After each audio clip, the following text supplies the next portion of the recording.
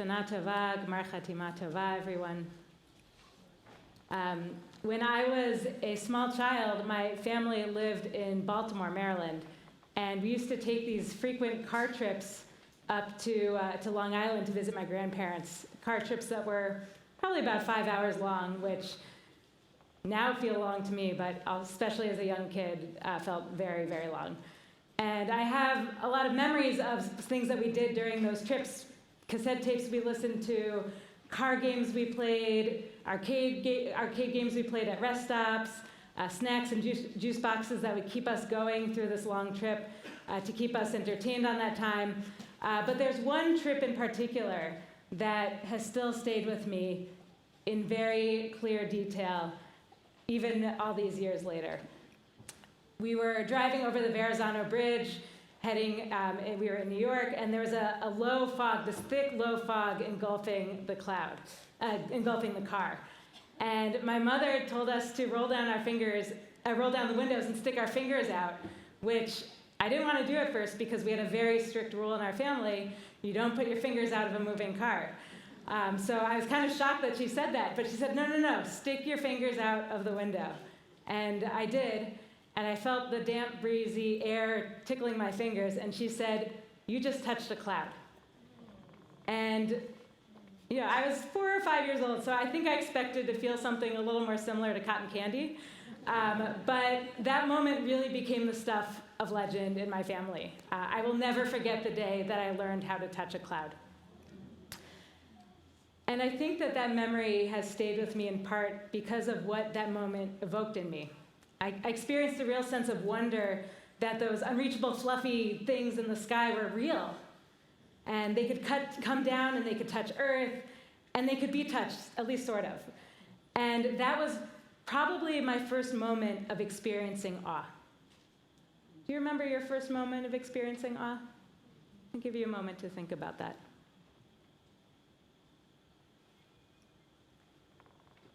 And if that moment is coming to you, hang on to it. And if that moment isn't coming to you, I promise it still happened.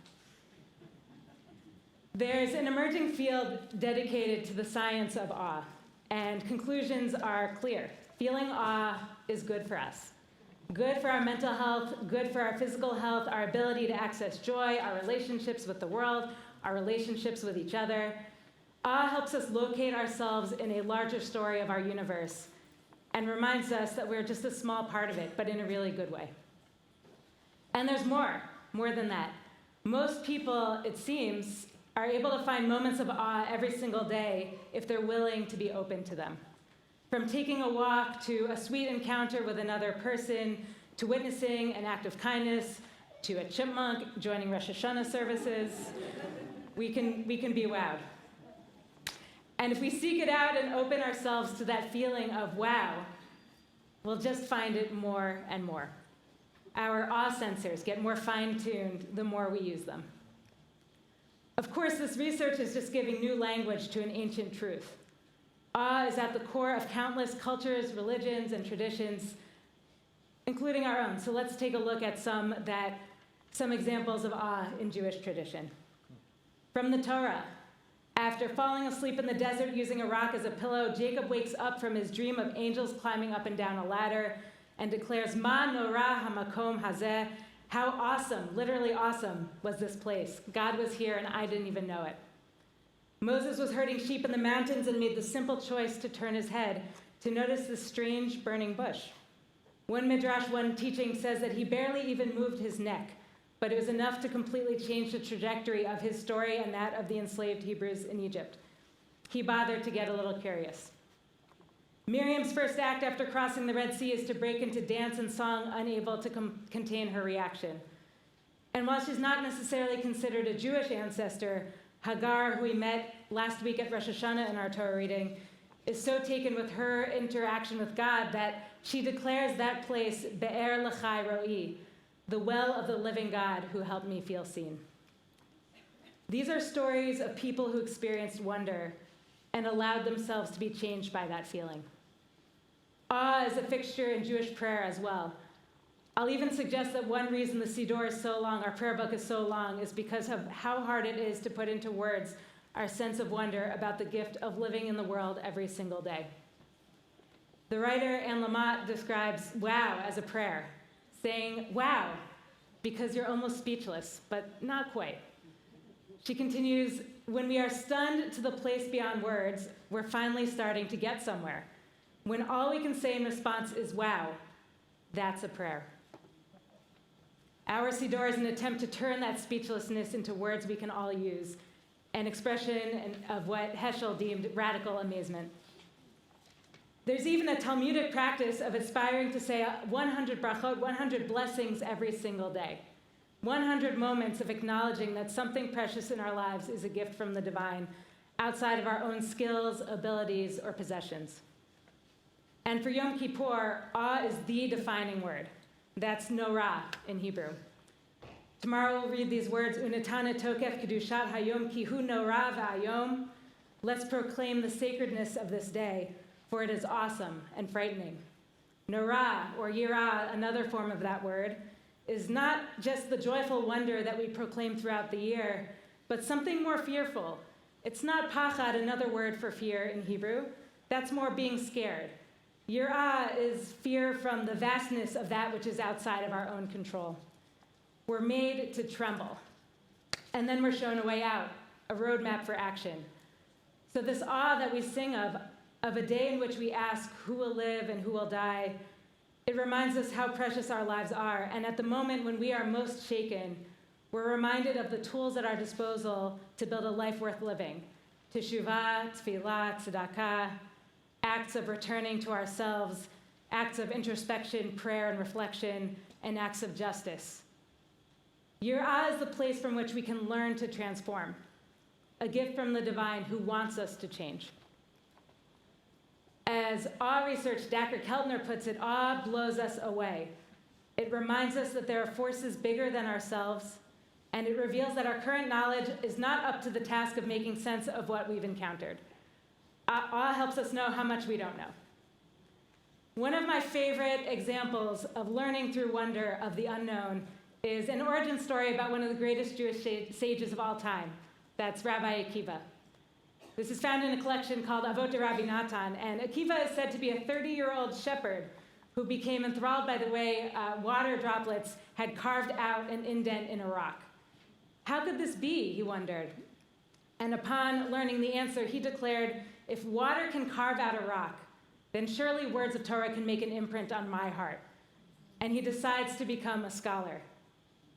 But there was one problem. He didn't know how to read. So he went back to school, sitting with his child in turn of the millennia kindergarten. He learned his letters, then he learned his words. He graduated to simple texts, and then to more and more complex ones until he had transformed from student to teacher and had amassed thousands of students and disciples of his own. What led him to learn so much? The text tells us he wasn't afraid to get curious, to admit how much he still wanted to know. This aleph, that letter, he would ask, what is it doing in that sentence? And what about that vav? And he would do that with every single word. He was unafraid to show vulnerability, a lack of knowledge. He yearned to know more, and he asked questions. He became one of the greatest sages in Jewish history because he was willing to constantly admit that he wasn't one. So what links together Rabbi Akiva, Miriam, Jacob, the intensity of our Yom Kippur experience, and even our own remembered stories of awe? The answer is that this feeling has the power to change us, to help us become the people we can be, the people we are meant to be. We just have to be willing to let it. So how does awe become fuel? When we don't keep it to ourselves, when we don't allow ourselves to feel self-conscious or ashamed by how deeply we're allowing the world to touch us. When we value literally stopping to smell the roses over rushing to get wherever we think we're supposed to be going.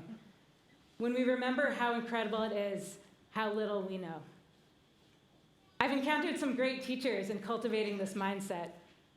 Young children. They know it's their job to be constantly learning.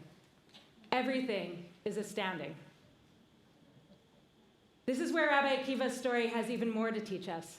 This great sage who accumulated tens of thousands of students learned how to learn with and from children. What a privilege he had to be immersed in childlike wonder and curiosity as an adult. This sharing has no self-consciousness and speaks of a soul that's still learning and discovering, not yet socialized to act like you already know it all, even though none of us does.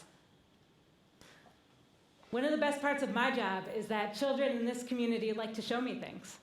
They show me the sparkles on their shoes, how well they can jump and spin, the silly face they just learned how to make. Sometimes these moments make me smile, sometimes they make me giggle, and sometimes their sharing of what amazes them takes my breath away. If you think this is incredible, then I should pay attention to you. Your sense of awe is fueling mine. I wanted all of us to be able to have the gift of some childlike awe tonight, so I'd like to share with you some thoughts collected by children in this community, ages 3 through 13. I'm sharing them without names because I have permission from the kids to share, but I didn't get permission from their parents in time. So when do some of our kids in this community feel awe? When my friend and I built a castle, going on a tractor, going on a train. During lunch, I looked out the window and I saw the sukkah. Seeing rainbows, seeing lightning, towering trees, watching professional soccer players. Playdates. Seeing someone draw a picture perfectly in the lines. Reading poetry. My little sister's first steps. I was really proud of her. Notice like Moses. Celebrate like Miriam. Teach about it like Akiva, and above all, let the kids show us how to do it even better. For many of us, adulthood can dull our awe sensors. Dr. Robin Wall-Kimmerer, in her book Braiding Sweetgrass, writes of her undergraduate intake interview as she began her lifelong dream of studying botany. In answering why she chose the field, she spoke of a question she had since childhood. Why do asters and goldenrod grow side by side? A way of asking in her words, why is the world so beautiful? Her advisor rejected this response as one not grounded in quote-unquote real science, and she felt shame for her awe for a long time. Her spark extinguished, she began to approach plants the way she was told she should, distant, mechanical, in her words, teaching the names and ignoring the songs. She had her own revelation when a series of coincidences, a chance encounter with a photo of an elm tree named for her Potawatomi grandfather, an unexpected invitation, all these things led her to a small gathering of native elders where she became enthralled by a Navajo woman's telling of the stories of the plants in her valley, grounded not in Western science, but in deep wisdom and reverence for their beauty. Kimmerer described these words as smelling salts waking her up to her early curiosity, and grounded her scientific studies in ancestral indigenous ways of knowing. She and her work transformed, and she too now has tens of thousands of students, spreading a mindset of curiosity and wonder, as well as indigenous wisdom throughout the field and beyond. So, how are your awe sensors doing? How have you been able to care for them in this past year? Have they been dulled by cynicism, by ways you've been told we should, quote unquote, be thinking? Mine certainly have been at times, as we've been facing constant reminders of climate disaster, racist violence, anti-Semitic rhetoric, anti-trans legislation, and so much more preventable harm that we perpetrate on one another. Sometimes it just feels easier to close ourselves off to wonder than to let ourselves feel it all. Sometimes when other people share their moments, their sparks of awe with me, I'm in a place where I have to roll my eyes and move on with my day, forgetting that receiving somebody else's experience of awe is also a gift. So how do we care for our awe sensors? For that, let's turn back to our teachers, the kids, for more advice. This is what they have to say. Climb a tree. Jump on a trampoline. Curse less and yell less. Fight for equal pay. Listen to kids when they have good ideas. Work on climate change. Play with us. Play with us. Sit at the table and learn with or like kindergartners, ready to be curious about the world. Be amazed, share it with your loved ones. Re-explore childhood passions. Take a walk. Spin. Try to touch a cloud. Awe is good for us. Our physical health, our mental health, our ability to feel alive and access joy. We've already established that. If awe was simply a way of bettering our own lives, we'll use that word again, dayenu. It would be enough. But there's more. The world needs us to feel awe. Awe is resistance against accepting our current reality as normal. It strengthens us. Awe is fuel, and awe plus power is a force. Rabbi Akiva became a great scholar through wonder and curiosity, and then himself ended up with thousands of students who learned to observe the world with the same mindset. Rabbi Welkemer is doing this in our time. We can use our sense of awe of the earth's beauty and synergy to motivate us to care for the natural world, to combat climate change. We can use the wonder that comes from simple and tender human interaction and awareness of our own power to become activated in the fight for reparations for Black and Indigenous people, including locally here at CBI. We can learn to use the overwhelming beauty of the wisdom of children to remind us that they deserve to grow up in a better and safer world, to have their awe nurtured and not snuffed out, so they can pass it on in adulthood as well. We can learn to better value the wisdoms that are rooted in wonder, that of children, of the indigenous peoples, of the lands on which we dwell, and our own inherited Jewish tradition. Awe with power means we can be unstoppable if we are willing to let ourselves be shaken by it. So what can we do while we're sitting here, sitting in this room, in this tent, in our homes around the world? Yom Kippur is designed to keep us in a suspended state of awe. Some of us are dressed in white, some of us are fasting, all of us are invited into words, ideas, and rhythms that are unique to these 25 hours. It's a transcendent break from reality, but it's not rest. So here's the challenge. Let's open ourselves to feeling awe this day.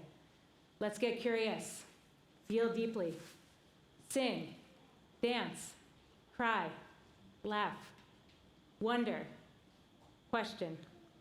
Let this truly be a day of awe and a day of being shaken. And remember, behind the shaking is the gift of a path forward, a deep belief, confidence, and desire that we take that gift, that we deserve that gift.